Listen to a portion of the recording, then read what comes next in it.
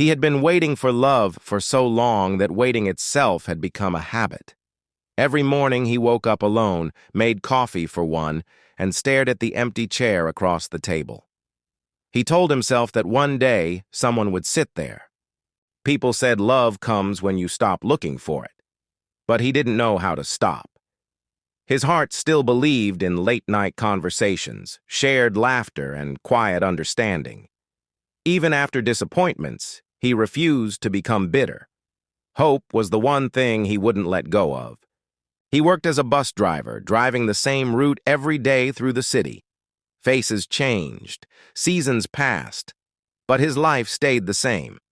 He watched couples hold hands, parents hug children, strangers smile at each other, and wondered when his turn would come.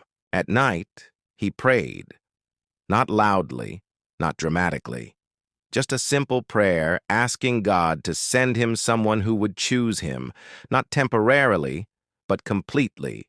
Someone who would see his kindness and stay. He didn't know God was already preparing an answer. She entered his life on an ordinary rainy evening. The bus was almost empty when she got on, soaked, trembling, holding a small bag close to her chest. Her eyes carried exhaustion deeper than sleep could fix. She avoided eye contact and sat in the back. He noticed her because pain has a way of making itself visible. When she struggled to pay the fare, her hands shaking, he quietly told her it was fine. She looked up, surprised, as if kindness was something unfamiliar. She whispered thank you and looked away quickly. She got off at the last stop. As he parked the bus, he saw her still standing there, unsure where to go. Rain poured harder. Something in his chest tightened. He asked if she was waiting for someone. She shook her head, eyes filling with tears. That was the moment everything changed. She didn't ask for help, but she needed it more than words could express. She had left an abusive home, carrying nothing but courage and fear. Love was the last thing she expected to find that night. He offered her a cup of tea at a nearby cafe, nothing more. She hesitated, then agreed. Over warm cups and quiet music, her story slowly unfolded. Years of being unseen, unheard, and unloved. She spoke like someone releasing a heavy burden.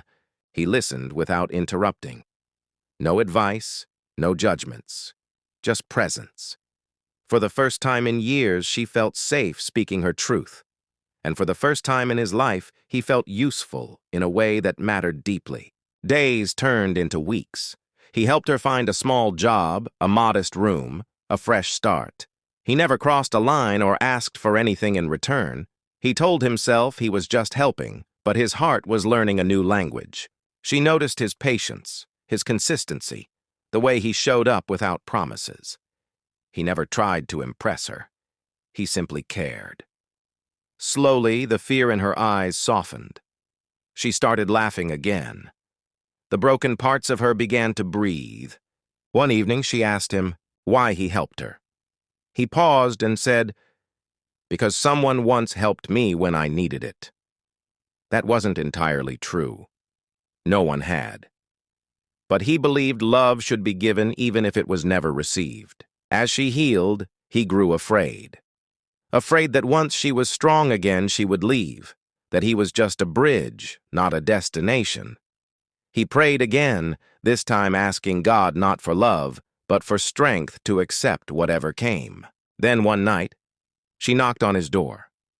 Not as someone seeking shelter, but as someone choosing a home. She told him she didn't need saving anymore, but she wanted him. Not because she was broken, but because she was whole again. He realized then that God hadn't ignored his prayers. God had trusted him with someone fragile, someone in pain, to see what kind of love he would give. And in doing so, God healed two hearts instead of one. He had been waiting for love, believing it would arrive perfect and ready. Instead, love arrived wounded and trembling, needing patience, kindness, and time. And by loving her when she needed it most, he found the love he had been waiting for. Their love wasn't loud or dramatic. It was built in small moments, shared meals, quiet talks, understanding silences. They chose each other every day, not because they had to, but because they wanted to. Sometimes love doesn't come as a gift meant only for you. Sometimes it comes as a responsibility, a test of your heart.